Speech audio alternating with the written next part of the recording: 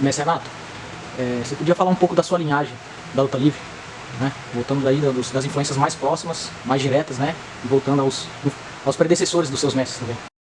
Vamos lá, eu sou o Renato Ferreira, tenho 43 anos, sou nascido e criado aqui em Brasília, ali na Asa Norte. E assim, na minha faixa etária ali, na época, final dos anos 80, início dos anos 90, tinha uma cultura muito grande de lutas, né, de arte marcial, aqui em Brasília, ali na Asa Norte, na Asa Sul, no Guará. Então assim, Brasília sempre teve essa veia muito forte, né, de artes marciais, de luta. E eu, como um jovem ali naquela época, também sempre me interessei, né, por isso.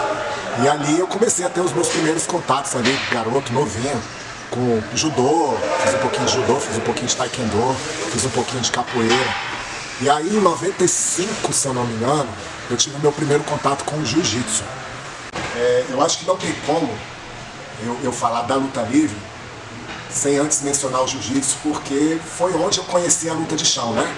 Eu acho que com aquele, ainda mais aqui em Brasília, que não tinha muito a tradição, igual tinha no Rio de Janeiro ali, que desde os anos, nossa, desde a época antiga, tinha a família Gracie lá, a luta livre lá também. Brasília não tinha muito assim, né? Então começou mesmo, início dos anos 90, começou essa cultura de luta de chão aqui em Brasília. Tinha o pessoal do Damião, nos anos 80 ali, mas era bem seleto esse grupo.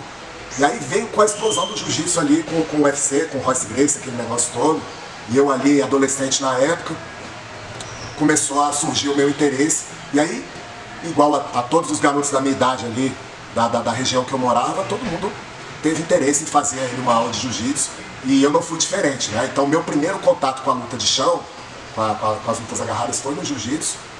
E aí veio a minha relação com a luta livre, que eu conheci num treino de uma outra modalidade que eu sou apaixonado, que eu tive a oportunidade de treinar um pouquinho também, que foi o boxe, né?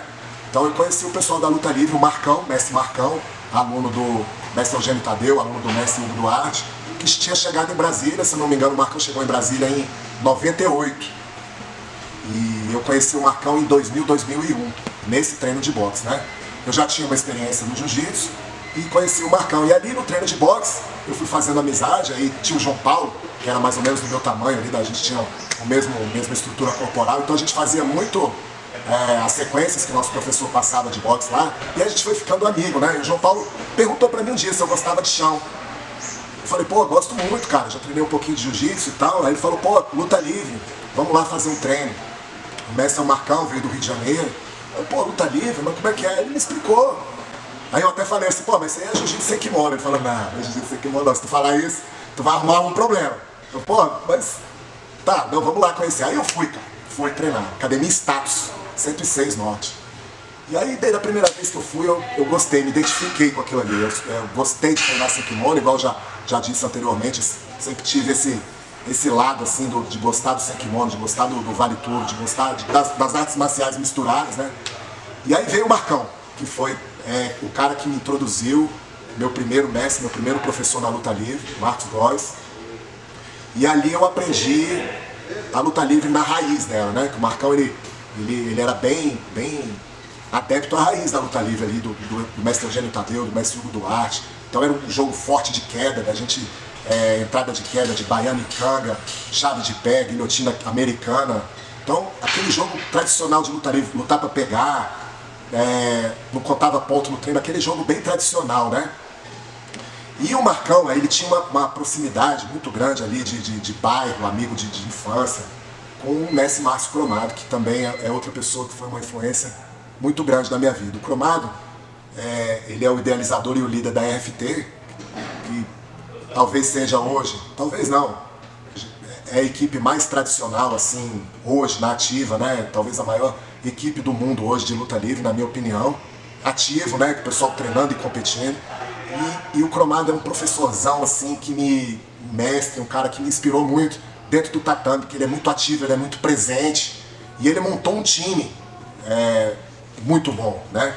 Então assim, ali, muitas referências da luta livre da minha época treinaram com o Cromado e eu tenho essa influência muito, eu sempre fiquei muito atento ali à forma com que ele conduziu o treino, as técnicas que ele achava importante ali, o que funcionava.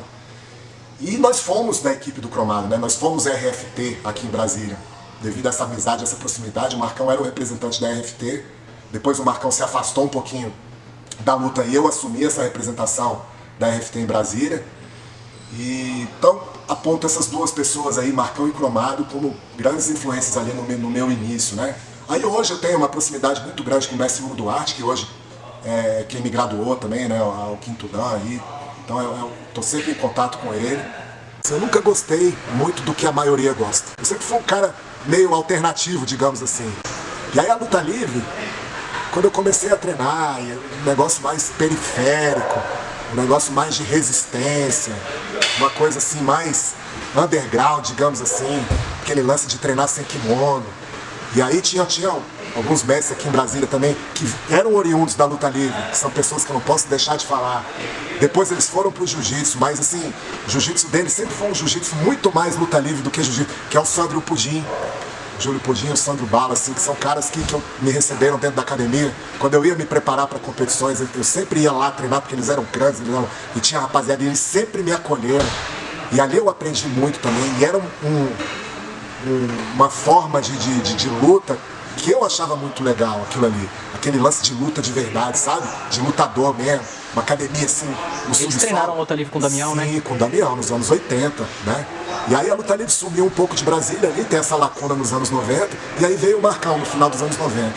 O Damião já é de uma escola do mestre João Ricardo, que é a escola Budokan. O Marcão já é da escola Bruno Sila, do Fausto Carlinhos Bruno Sila, Hugo Duarte, Eugênio. Então são as duas linhagens da luta livre que tem no Brasil que tiveram em Brasília. E eu colhi um pouco das duas, né? Bastante da Bruno Sila, do Hugo, do Eugênio, Marcão e Cromado. Mas eu treinei muito com o Sandro e com o Pudim também ali. Então todo aquele lance ali, aquela luta mesmo, né? Uma luta de chão voltada pro Vale Tudo hoje, pro MMA. Então eu sempre gostei muito desse lado aí. Uma coisa que é importante eu falar aqui, que além dessas influências da luta livre, como eu sempre gostei, eu comecei ali no jiu-jitsu, né? E eu sempre gostei da luta e eu nunca me conformei muito em você só lutar de um jeito. Então eu queria desenvolver um pouco mais. Eu tive algumas pessoas também do jiu-jitsu que me ajudaram muito no meu jogo, na minha formação e consequentemente até na origem da BLL e na ideologia e na filosofia de treino da BLL, né? Então assim, eu sempre me dei bem com todo mundo. Aqui em Brasília a gente não vivia essa realidade de jiu-jitsu e luta livre, nunca teve isso aqui. E eu sempre tive muitos amigos de verdade dentro do jiu-jitsu, e a gente sempre treinou muito junto. Sempre. Desde adolescente até hoje em dia. Então assim, nunca teve nenhum tipo de rivalidade aqui entre eu e ninguém do jiu-jitsu, né? Então a gente trocou muita experiência ao longo, e isso foi muito importante para o meu desenvolvimento como atleta, o meu desenvolvimento como professor, e o desenvolvimento da equipe, de todos os meus alunos, o desenvolvimento da BLL como um todo, né? Primeiramente da RFT Brasília, depois da BLL. E assim, cara, eu nem sei se essa pessoa sabe o quanto ela foi importante na minha formação, que era um colega meu de faculdade que eu treinei bastante com ele. Na verdade eram dois, só que um deles é conhecido, que é competidor, campeão mundial de jiu-jitsu na faixa preta, se eu não me engano, em 2001, que é o meu amigo Bernardo Pitel. Treinei bastante com ele na academia de Estádio 8, e ele me ajudou, ele me influenciou muito, aprendi muito com ele. Eu não sei nem se ele sabe disso, mas muito assim, meia guarda, o raciocínio ali do jiu-jitsu mesmo, aquela coisa, a logística ali. E eu trouxe, treinando jiu-jitsu com ele lá, eu trouxe isso muito pro meu jogo sem kimono, né, Bernardo Pitel. E ali tinha um amigão meu também, que era aluno do Pitel, que era o Anderson, faixa preta também de judô e jiu-jitsu. Não é um competidor, não é um cara conhecido no meio da luta, mas extremamente estudioso, extremamente técnico. Então foi um cara ali no meu início, ali, faixa azul, faixa roxa, me ajudou muito também nesse jogo, nesse entendimento assim, de um outro lado, de um outro raciocínio da luta de chão, né? E aí teve um outro professor também, um mestre na verdade, eu tinha uns 20 e poucos anos na época, ele já era na casa dos 40, que foi o mestre Tomás, que ele era da luta livre, né? Ele treinava com o Marcão, foi aluno do Marcão também, só que ele tinha uma bagagem de luta nas costas imensa. Ele era, taekwondo, judô, jiu-jitsu. E o jogo de chão dele, sem kimono, era um jogo muito jiu-jitsu. Ele tinha muita posição de jiu-jitsu. E era um estudioso, um exímio estudioso das artes marciais. Um cara assim que gostava das artes marciais como um todo. Desde o muchaco, a faca, então, tudo isso. E o chão dele era muito refinado, era um estudioso mesmo. E assim, na época, deu aquele boom do ADCC, né, início dos anos 2000 ali, aí veio o Marcelo Garcia, que foi um cara que eu tenho como uma referência para mim, foi o maior lutador de grappling de todos os tempos, para mim foi um cara que revolucionou a luta de chão. E eu lembro, a gente pegava aquelas fitas, o mestre Tomás pegava aquelas fitas de VHS e ele estudava aquilo ali, cara, e me ensinava. Então eu tenho muito carinho, eu aprendi muito com esse cara também, me ensinava ali os arm drags, as posições, a guarda X, então coisas assim que eu fui somando no meu jogo, na minha visão ali, e que me ajudaram muito. Então, aprendi da luta livre tradicional, ali com o Marcão, da luta livre de competição, Cromado, uma referência na luta livre de competição, Cromado que viveu ali, Cromado, Pequeno, Cacareco, esses caras, os maiores competidores, né? Aí vamos os alunos do Cromado ali, Chocolate, Luciano Azevedo, que foi o primeiro cara a vencer o José Aldo, coisa que pouca gente fala, finalizou o José Aldo, Luciano Azevedo. E, pô, Marcelo Brigadeiro, Felipe Borges, os irmãos lá, os irmãos Dutra lá, o Gugu, que é um cara que eu adoro, gosto muito do Gugu, o Besouro, que já foi até pro UFC, e vários outros ali da RFT, né? Então, time de competição ali, o Márcio Cromado sempre foi a minha referência, né, de luta livre. Mas aí eu tenho essas influências também, aí do jiu-jitsu e tudo isso eu fui colocando, porque eu vejo a luta livre, cara, eu vejo a luta livre ampla, e ela consegue como ser alimentada por essas modalidades, pelo jiu-jitsu. Treinei o wrestling também bastante, né? Um irmãozão meu aqui, Carlos Prata, que morou nos Estados Unidos, aprendi muito de coisa de wrestling com o Carlos Prata.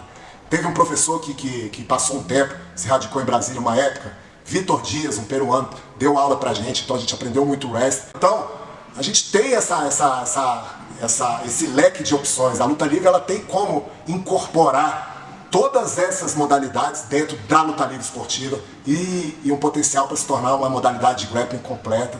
E esse é o meu sonho, é esse o objetivo, e é essa a pegada da BLL. O objetivo para o futuro é a gente ser uma modalidade de grappling completa, sem brecha, o mais abrangente possível, e a gente proporcionar isso para os nossos alunos, para os nossos aprendizes, o máximo de técnica para que eles consigam ser campeões dos tatames, dos rings, dos octógonos e principalmente da vida.